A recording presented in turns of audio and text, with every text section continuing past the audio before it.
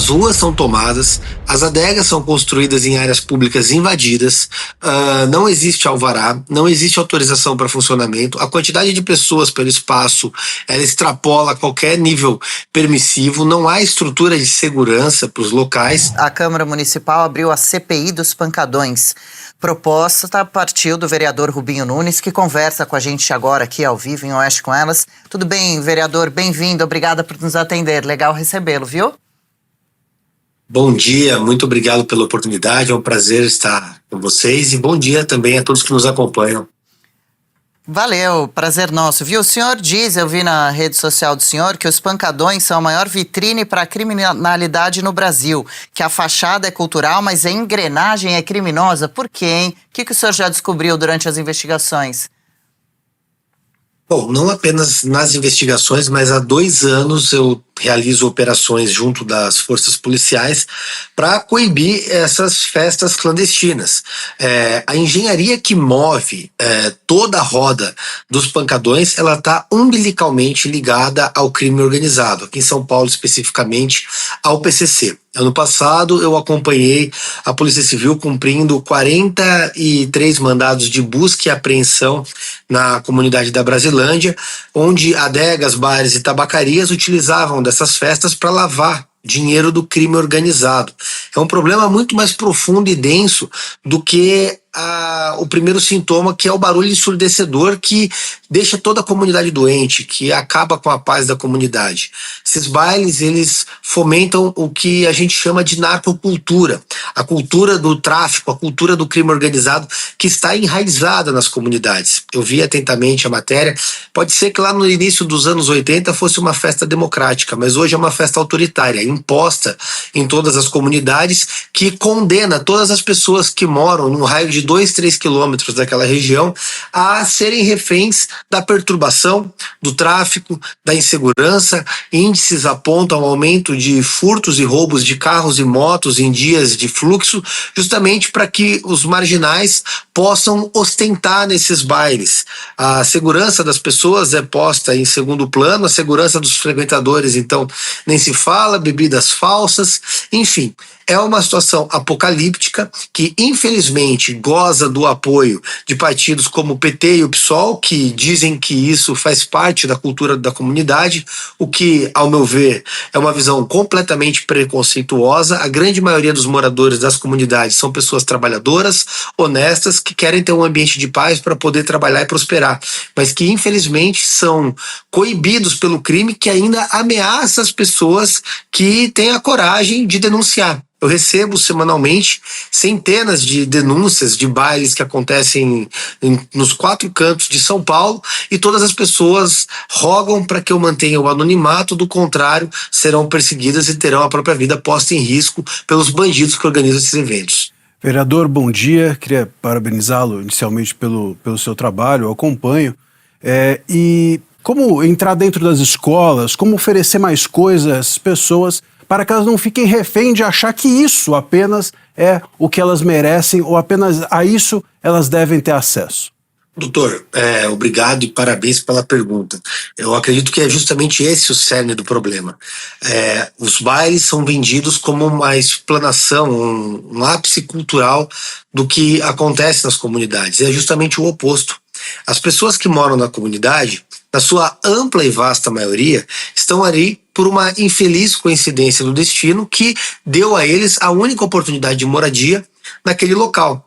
E uma vez que os nossos jovens, crianças e adolescentes se tornam reféns do ambiente que os cercam, eles passam a ver os traficantes e os frequentadores desses bailes ilegais como referência cultural, como referência de ser humano, até como referência de sucesso. Existe muito aquela cultura da favela venceu, quando na verdade vence quem sai da favela. O que nós temos que fazer, e já é um projeto que eu faço em paralelo, é oferecer oportunidades reais para essas crianças e adolescentes. Esse é o primeiro ponto. Eu, por exemplo, através das minhas emendas, costumo fazer projetos sociais nas comunidades envolvidos a esportes, porque acredito que seja uma alternativa para melhoria do ambiente da criança e uma perspectiva melhor de futuro. O que o poder público tem que fazer é uma mudança séria na política que é adotada com relação aos bailes funks. Primeiro que isso não tem que ser tratado como expressão cultural. Os organizadores, os realizadores dos bailes funks não tem que ser tratados como trabalhadores. São pessoas que estão na clandestinidade, na ilegalidade, organizando festas que irrigam e trabalham diretamente ligadas ao crime organizado. Essas pessoas têm que ser tratadas como criminosos, têm que ser investigadas e punidas. Os frequentadores têm que ser dissuadidos a frequentarem esses locais. Tem que haver impeditivo do poder público, uma força-tarefa real que impeça essas festas de acontecer. E, ao mesmo tempo, a Secretaria de Cultura tem que parar de tratar isso como expressão cultural. Eu não falo aqui do funk, eu falo das festas clandestinas. Quanto à exposição musical, eu penso que a oferta de atividades culturais qualificadas contribuem para o desenvolvimento intelectual dessas crianças e por separar os nossos jovens, as nossas crianças, da emboscada do crime organizado. Tudo bem, Rubinho? Parabéns aí pelo trabalho, denunciando o crime, né, nas suas diversas formas. A minha pergunta é a seguinte: o que pode ser feito do ponto de vista de leis claras que dê o poder para o policial ir até ali e terminar isso? Porque tudo bem, vai fazer dentro de um lugar específico, né? Com tratamento acústico, que não atrapalhe. Exatamente. Que não atrapalhe a vida das outras pessoas. Essa é a grande questão. Ô Marina, bom dia, é um prazer falar com você, parabéns pelo seu trabalho, eu acompanho também, uma pessoa extremamente inteligente, engajada, é uma satisfação conversar com você novamente. É interessante seu apontamento, porque justamente faltam normas para ampliar a fiscalização e a coibição dessas festas. Hoje existe um meio de fazer. Enquanto eu tinha certa gestão, por exemplo, sobre a subprefeitura da Lapa, a comunidade do Jaguaré ficou 12 meses sem bailes funk. Por quê? Porque o agente vistor daquela subprefeitura e o trabalho daquela subprefeitura estavam engajados em coibir essas festas. Existe uma figura nas subprefeituras que é justamente o agente vistor. Essa pessoa ela tem autoridade para autuar adegas, bares e tabacarias, e a subprefeitura pode, inclusive, demolir esses estabelecimentos caso estejam, e na maioria das vezes estão, construídos em áreas públicas. Eu participei de operações com demolição e teve um resultado altamente exitoso.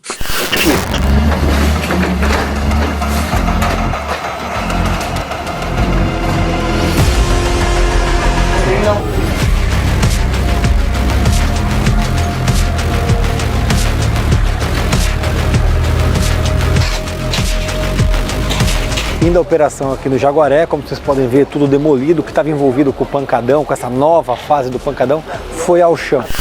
Mas eu entendo que isso é apenas um ponto. E por conta da necessidade de ampliar essa fiscalização, aperfeiçoar a legislação e coibir essas festas, eu apresentei um pacote de projetos de lei na Câmara justamente com essa finalidade. Primeiro é o seguinte, o PSIL, ele simplesmente não funciona na cidade de São Paulo. É um grande engodo, não tem funcionários suficientes, não tem equipamentos, não tem capacidade técnica. A forma que eu encontrei para a solução é transferir, expandir os poderes do PSIL para a Guarda Civil Metropolitana. Até porque, se a gente parar para comparar com cidades do interior, sempre que alguém tem perturbação do sossego, chama justamente a guarda, que tem poder de polícia adequado para coibir aquilo. Mas não para por aí. Existe em São Paulo a Operação Delegada, que é um grande sucesso, uma parceria entre a Prefeitura de São Paulo e o governo Tarcísio de Freitas e o secretário Capitão Derrite, que traz os policiais militares para realizar trabalhos até então inerentes à guarda. O que é o objetivo nesse outro, da continuidade do projeto? Que os poderes do PSIL que estariam estendidos à guarda possam ser realizados pela Polícia Militar através da Operação Delegada. Assim nós temos a força policial coibindo essas festas.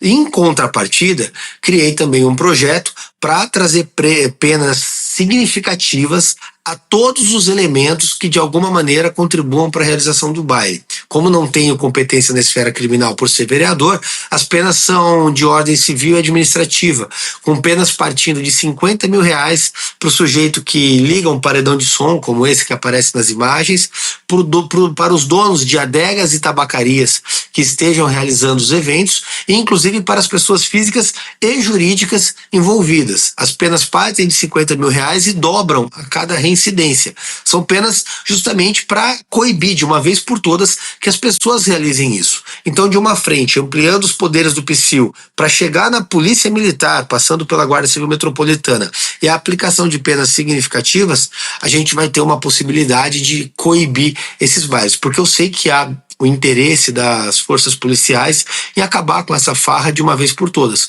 O que faltam são ferramentas e é meu dever, enquanto parlamentar, criar meios para fornecê-las. Vereador, bom dia, parabéns pelo trabalho, porque a população se vê refém desses bailes funks, né? Destrói a vida, destrói a paz dessa população, então é muito importante um parlamentar, alguém, fazer alguma coisa por essa população que é obrigada a ficar calada.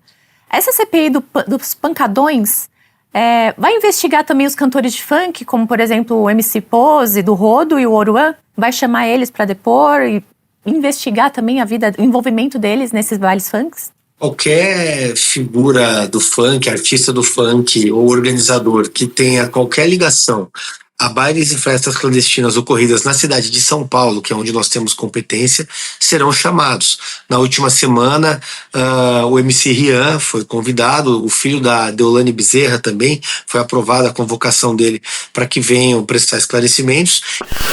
Requeiro, nos termos do Regimento Interno da Câmara Municipal de São Paulo, seja intimado para prestar esclarecimentos o senhor Daniel Alves do Nascimento, conhecido popularmente como Danielzinho do Grau, o senhor Giliard Vidal dos Santos, o senhor Rian Santana dos Santos, conhecido como MC Rian, o senhor Fábio Gabriel Araújo Salvador, conhecido como Salvador da Rima. Fala das comissões, 29 de maio de 2025, autoria vereador Rubinho Nunes, está aprovado.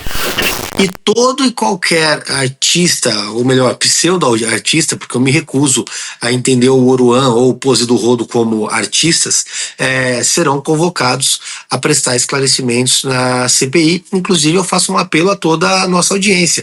Se você tiver denúncias, um flyer divulgando determinado artista ou organizadores em festas clandestinas, acesse minhas redes sociais, @rubinhonunes.sp, me manda isso no direct, porque contribui muito com informações para que a gente possa investigar essas pessoas na CPI. O senhor falou da lei do PSIL, que a lei do PSIL não funciona. E aí a minha pergunta vai um pouco além da questão do funk. A gente vê também bares hoje em dia em São Paulo, sobretudo ali na região do Itaim, enfim, fazendo verdadeiros funks de elite, vamos dizer assim, no meio das ruas. Por que não funciona a fiscalização? Por que a lei do PSIL não funciona? Por que não é possível fazer nada? Falta lei ou falta a fiscalização ser efetiva em São Paulo? Falta a fiscalização efetiva. Nós temos 6 ou 7 fiscais do PSIL para toda a cidade de São Paulo. Naturalmente, não há braço para autuar todos aqueles estabelecimentos, sejam lícitos ou ilícitos, que descumprem a legislação.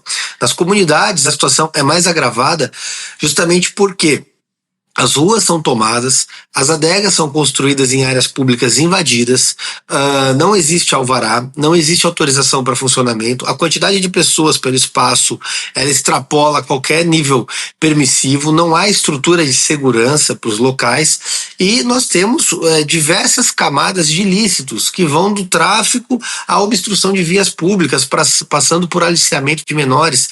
Você estava falando, eu me lembrei de um caso das garotas, meninas de 12, 13 anos, que engravidam da tábua. Talvez vocês e as pessoas que nos assistem nunca tenham ouvido falar disso, mas naqueles locais existe uma tábua, um banco de madeira, que 5 ou 6 rapazes sentam no local e as garotas vêm tendo relações sexuais desprotegidas com todos eles e acabam engravidando. Aí quando chegam à unidade básica de saúde para pedir informações, a atendente, a enfermeira pergunta quem é o pai. A resposta é, não sei, engravidei da tábua.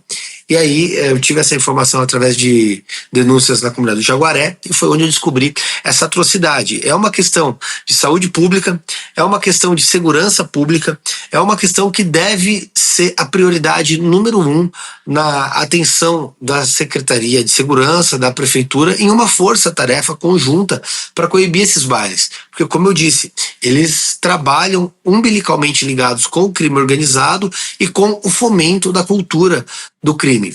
para as demais regiões de São Paulo, a solução está no meu projeto que leva os poderes do PSIL para a GCM e permite que a Guarda Civil Metropolitana possa autuá-los e, naturalmente, a gente vai ter uma ampliação das autuações e redução dos ilícitos, uma vez que o estabelecimento legal registrado que sofra penações, naturalmente, ele tem preocupações com as sanções e vai se organizar para cumprir a legislação e acabar com essa sensação de impunidade para qualquer atrocidade que qualquer elemento venha cometer em São Paulo. Vereador Rubinho Nunes participando com a gente aqui, um grande abraço, obrigada pelas explicações. Fique sabendo que seguiremos acompanhando todas as movimentações relacionadas ao tema. Até uma próxima, vereador.